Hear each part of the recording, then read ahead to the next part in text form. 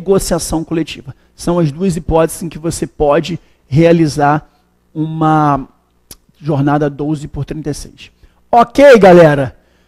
Acabamos. Chegou ao fim o nosso módulo de súmulas e OJs. Que tristeza. Mas eu vou estar sempre aí na sua mensagem, atendendo vocês. Quem já fez esse módulo sabe que os últimos minutos eu deixo para bater um papo com vocês. E eu costumo bater um papo nesses últimos minutos aí sobre a minha participação nessa parte de concursos aí. Hoje vocês estão participando do nosso módulo pela internet, alguns perto da gente, outros tão distantes, tão longe, e esse momento de estudo é um momento de muita fragilidade para quem está estudando, vendo a gente pela internet, vendo a gente talvez do outro lado do país ou a muitos quilômetros da sua casa, e parece uma pessoa tão distante. Então eu queria diminuir essa distância e estar perto de vocês, e falar um pouco da minha história para vocês, como é que a gente chegou até aqui. Hoje você olha a gente pelo monitor do seu computador, e pode parecer que a gente veio de um berço de ouro, eu, Renato, Saraiva, Variana Manfredini, e que tivemos todas as condições para estar aqui, e quando isso não é verdade, né? Quero mostrar que há muito pouco tempo atrás eu estava aí. Exatamente onde você está. Pensando se um dia eu ia chegar em algum lugar. Eu vim de uma cidade da periferia do Rio de Janeiro, chamada Nova Iguaçu, uma cidade até famosa, porque é uma cidade com quase 1 milhão de habitantes, uma cidade da região metropolitana, mas uma cidade da Baixada Fluminense conhecida por violência e por pobreza, né? Eu nunca passei fome, seria hipocrisia falar isso, mas nunca tive luxos. Vim de uma família de classe média baixa, até meus 20 anos eu não tinha telefone, morei numa vila de casas, minha casa tinha 2 quartos, sala, cozinha e banheiro, eram casas germinadas, devia ter uns 45 metros quadrados, e quando chovia, minha rua enchia, a água vinha na canela, mas tive uma infância muito feliz, mas realmente sem nenhum luxo. Meus pais eram classe média baixa, meu pai tinha um Fusquinha, a família tinha um Fusquinha velho, tivemos um Corcel, um Chevette velho 79, e até meus 20 anos o carro da família era um Chevette 83 que foi roubado, vocês acreditam? Roubar um Chevette 83 é sacanagem, né? Furtaram comigo. E por questão de precocidade mesmo, acho que minha mãe, para se ver livre de mim, devia ser atentado, me botou no jardim de infância muito novo. Eu, com 2 anos e meio, estava no jardim. Na minha época não tinha esse negócio de maternal 1, 2, 3, 4, 5, não. Era jardim, o CAzinho, que era o pré, e depois primeira série. E hoje você, para terminar o 2º grau, você tem que ter quase 20 anos, né? Eu, por ser precoce, terminei o 2º grau muito cedo, com 15 anos, 15 para 16, eu entrei para a faculdade. Então, eu também, consequentemente, nunca fui nerd, mas me formei muito cedo. Eu me tornei advogado e eu era menor de idade. E aí a lei teve que me emancipar, porque isso eu não podia assinar por mim nem pelos outros, né? Foi um caso bem atípico, é raro de acontecer, com poucos relatos na história de ter acontecido no Brasil. A gente conhece 2 relatos de pessoas que se formaram menor de idade. E fui advogar. Na verdade, primeiro que eu só fui fazer faculdade porque eu tive crédito educativo, o que hoje vocês conhecem como FIES. Se eu não tivesse o crédito educativo, certamente eu não conseguiria fazer faculdade, porque a faculdade pública era elitizada, como continua sendo até hoje. Para você passar em medicina ou direito numa faculdade pública, você tem que ter feito um bom 2º grau, e um bom 2º grau é caro, eu não tinha condições de fazer, e a faculdade particular era muito cara. Eu lembro que eu me formei em 1997, apesar de eu ter cara de velho, eu tenho 35 anos hoje, e a minha faculdade custava R$440. Então, se você se reporta a R$440 há 15 anos atrás, quando o salário mínimo era 135, eu acho. Então, a minha faculdade custava mais de 3 salários mínimos, hoje custava aproximadamente R$2.000. Eu não tinha absolutamente a menor condição de pagar a faculdade. E graças a Deus ganhei o crédito educativo, e que me deu essa oportunidade. Na minha rua, daqueles que foram criados comigo, talvez metade já não está mais entre nós, escolheram outros caminhos, foram assassinados. E por conta do esforço do meu pai, eu e meu irmão nos tornamos professores. E aí entrei para a faculdade, até entrar para a faculdade meio que fiz de tudo. Trabalhei na Caixa Econômica Federal, trabalhei em loja, trabalhei em escritório como estagiário, e com 18 anos, por estar cursando a faculdade, já estava quase acabando, fui para o CPOR, fui servir o quartel. E aí fiquei também 1 ano como no curso de oficiais. Minha rotina, eu morava em Nova Iguaçu, o CPOR era em São Cristóvão, para quem não conhece, era 1 hora mais ou menos. Eu acordava 4h40 todo dia, para pegar o ônibus de 5h20, para ir para o centro do Rio, que ficava a 1 hora e pouco de Nova Iguaçu, voltava, na hora do almoço, chegava em casa 1 e pouca da tarde, passava a manhã estudando lá, ia fazer estágio à tarde, na defensoria fiz também, e à noite voltava para Piedade, para Gama Filho. E chegava em casa de novo às 10h30, 11 horas da noite, para poder no outro dia acordar às 4h40 da manhã. E eu sempre falo com meus alunos o seguinte: a gente colhe o que a gente planta. Ninguém planta arroz e colhe melancia. A colheita, o plantio é incerto. Agora a colheita é certa. Você planta o que você quiser, mas você colhe o que você plantou. E me formei aos 19 anos, e antes disso eu consegui emprego no Detran. Eu era vistorador de carro. Tem 2 estados do país, Rio e São Paulo, que você tem que fazer vistoria do carro anualmente. E aí eu consegui passar num concurso, ganhava 600 prata como vistoriador. E aqueles 600 reais que me fazia sobreviver.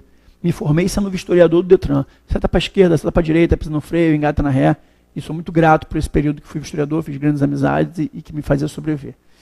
E me formei, passei na prova da ordem, na época era mais fácil, mas assim mesmo tinha a prova da ordem, e não sei por que eu passei, porque eu não era um bom aluno na faculdade, eu não tinha maturidade na faculdade para fazer uma boa faculdade, mas Deus me iluminou, eu passei de primeira, e agora eu estava desempregado.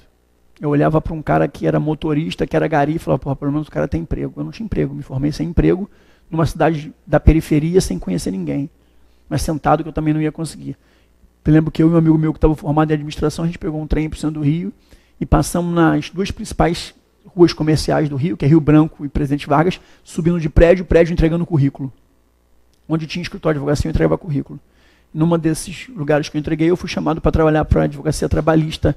Eu me lembro quanto eu ganhava, 400 reais, só que não tinha passagem, não tinha almoço. E eu dividi uma quentinha com a secretária do escritório, Vilma, que não deve estar vendo isso, mas foi uma pessoa muito querida para mim. A gente comia num lugar que você podia comida à vontade e 2 pedaços de carne. Então a gente enchia quentinha até a boca e rachava um pedaço de carne. Fiquei 1 ano trabalhando, lembro da minha primeira audiência, eu não tinha a menor noção do que era, nervoso, mas falei para a mulher que eu sabia. Para a dona do escritório, chamava Rosália, me tratou com muito carinho, também foi meu primeiro emprego como advogado. Durante 1 ano eu trabalhei ali na advocacia trabalhista, foi uma coincidência. A gente fala, eu vou me especializar em tal. Não, você se forma precisando de emprego, você está à deriva no mar. E o mar me levou para o direito do trabalho. 1 ano no escritório, precisei estudar para aprender as coisas para fazer, fazia audiência sozinho, isso com 20 anos. Né? Decidi que eu queria estudar. Vinha da Baixada e todo mundo falava, ser esperto. Ser esperto não é ser malandrão, não, gente. Ser esperto é você ter uma boa qualidade de vida. E eu só tinha 2 caminhos. Ou nasci rico, não foi meu caso. Dar o golpe do baú também não era, porque nunca foi bonito. E terceira opção era estudar. Falei com a minha família ajudou nesse 1 ano aí. Eu consegui comprar um Chevette 89 no escritório, porque o escritório era depositário fiel de uma reclamação trabalhista com esse Chevette. Comprei por R$ 1.500 no leilão esse Chevette. Reformei o Chevette e vendi o Chevette 1 ano depois por R$ 3.500. E esse foi o dinheiro que eu tinha para estudar. Morava com meus pais, meu pai decidiu me ajudar, e eu parei tudo para estudar o dia inteiro. Eu tinha 20 anos, queria passar para a magistratura do trabalho na época. E saía de casa de manhã cedo, fazia um curso de manhã no Rio, que eu pagava com aqueles 13.500 à tarde, ficava na biblioteca estudando, minha mãe mandava uma quentinha, e à noite eu fazia escola de magistratura que eu tinha passado, meu pai pagava. Chegava em casa às 10 da noite, deitava na cama e começava a chorar. Não sabia por quê, só chorava de cansaço, chorava de incerteza. Sabe qual é a pergunta que mais bateu na minha cabeça durante os anos todos que eu estudava? Será que um dia vai valer a pena? Porque a gente não sabe o dia de manhã, a gente estuda sem ter nenhuma resposta, sem ter nenhuma certeza. E essa insegurança era muito difícil. Eu estudava muito, tudo, mas eu estudava direito de trabalho, eu não gostava de estudar muito outras coisas, eu gostava de estudar direito de trabalho. Então, com 22 anos, eu cheguei em terceira fase de juiz, mas não gostava de outras matérias, eu estudava direito de trabalho igual um cavalo. Nisso, a grana foi acabando, eu comecei a ser chamado para fazer algumas coisas, eu já tinha virado meio que referência em direito de trabalho, comecei uma oportunidade para trabalhar numa área de direito tributário, dumping, importação de alho. Nisso, pela primeira vez na vida, eu comecei a ganhar dinheiro, mas me afastou dos estudos. Tá? E fiquei um tempo nessa parte de importação, trabalhando com um advogado muito querido, felicíssimo, e depois tive a oportunidade de ir para a Espanha estudar lá. E fui fazer um ciclo de estudos de doutorado na Espanha, com a grana que eu ganhei nessa parte de direito tributário. Voltei da Espanha, tempo que eu fiquei lá, ainda meio à deriva, eu estava com 23 anos, já tinha passado uns 3 anos nesse esquema de estudar e ir para a Espanha.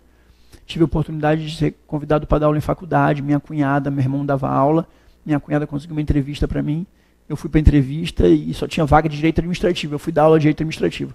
Eu brinco o seguinte, eu sou muito sortudo, você nunca conheceu ninguém mais sortudo que eu. Meu pão sempre cai para cima, mas as oportunidades que eu tive, eu caí na porrada com ela no chão, porque eu não podia me dar o luxo de perder essa oportunidade, que eu não sabia quando viria outra.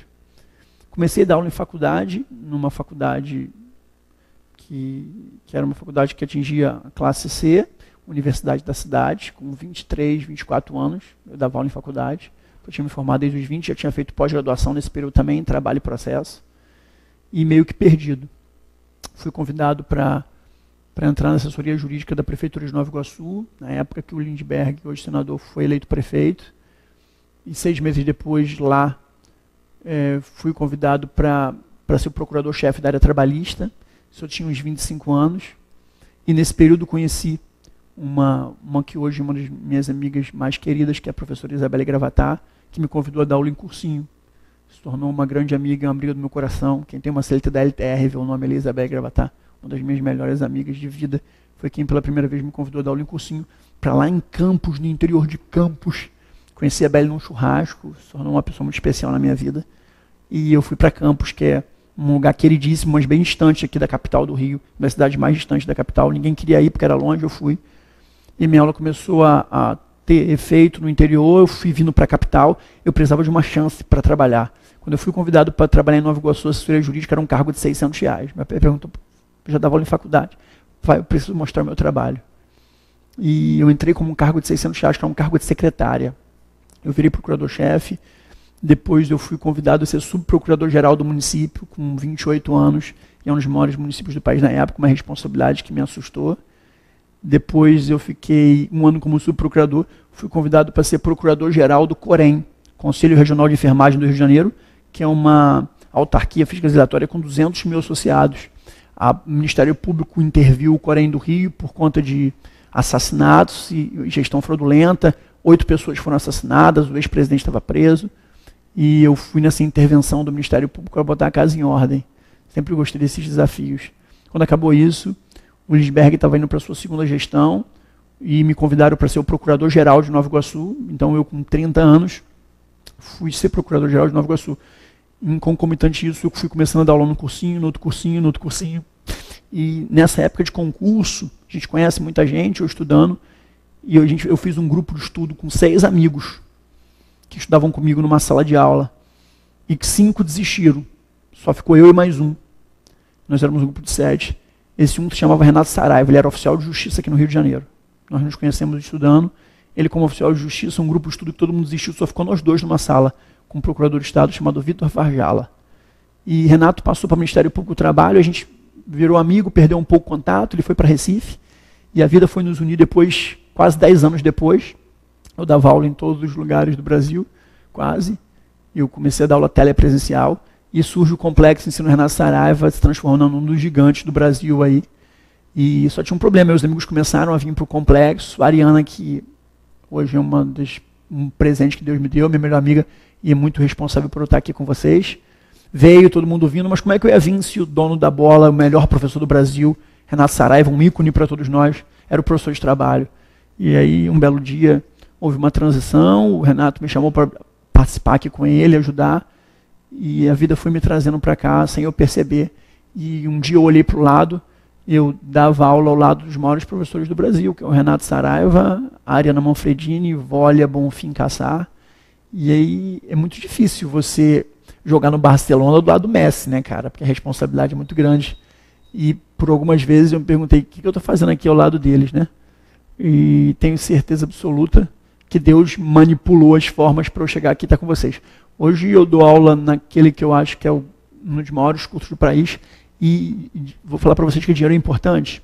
A gente não vive sem ele, a gente não paga gasolina, a gente não compra roupa, mas tão importante quanto o dinheiro é ser feliz onde você está. Eu sou muito feliz aqui. Isso aqui é uma família. Poder trabalhar com a Ariana, com o Renato, com a Vólia, dividir o dia a dia com o Renato, com a Ariana, é um presente de Deus para mim, porque eu posso trabalhar com os meus amigos. E além de aprender ao lado deles, eu me sinto feliz nessa casa. E tudo isso foi um desencadear de ideias que, se eu olhasse para trás, com 20 anos, se eu olhasse para frente, eu nunca chegaria onde eu cheguei. Hoje eu estou com 5 livros publicados, brincando aqui com vocês. Às vezes vocês vão olhar para uma foto e falar, esse cara teve todas as chances do mundo. Não, nem eu na Ariana. A Ariana tem uma história parecida com essa. Nós nos conhecemos muito antes do Complexo, em Curitiba, dando aula junto. A Ariana me acolheu, abriu os braços da família dela para mim. Renato, há 10 anos eu conheci como oficial de justiça, o Complexo não existia. E Deus vai trazendo a gente para esses caminhos todos. O que eu queria com isso é dizer para vocês que eu sou você, cara. Eu estava aí. Não dá para a gente fazer a parte dos outros, não dá para a gente fazer a parte do destino, só dá para fazer a nossa parte. Então, você que está aí na região metropolitana, periferia, pagando esse curso com dificuldade, perguntando se um dia vai valer a pena, faz a sua parte. Não tem quem não passa, tem quem desista. Então, faz a sua parte, que estudo nunca vai ser em vão. Eu queria agradecer a vocês o carinho. Não pense que por estar do outro lado do computador a gente não sente a energia positiva de vocês. A gente sente o carinho que vocês têm por nós. E é muito bom poder desfrutar desse carinho para vocês. Agradecer a toda a parte técnica aí que estava comigo apoiando nesse modo, a Aline que está me gravando, todo mundo que me ajudou aqui. Um beijo para vocês, muito obrigado pelo carinho. Quando vê a gente na rua, dá um abraço, professor, fui seu aluno, porque, como diz um publicitário, uma frase perfeita da Mastercard, tem coisas na vida que não tem preço. Receber uma mensagem de carinho de vocês, receber um abraço de vocês, falando, professor, obrigado pela aula, isso realmente não tem preço, não tem dinheiro que pague. E é essa energia que faz a gente sobreviver. A gente vive de dinheiro e vive de energia. Vocês são um alimento para a gente continuar lutando aqui, estando ao lado de vocês no dia a dia. Então, muito obrigado por tudo, pelo carinho que vocês tiveram. Espero que vocês tenham gostado do módulo. Renato e Ari, não sei se vão assistir isso. Um beijo para vocês. Fiquem com Deus e bom estudo, galera. Tchau. Arrebentem aí.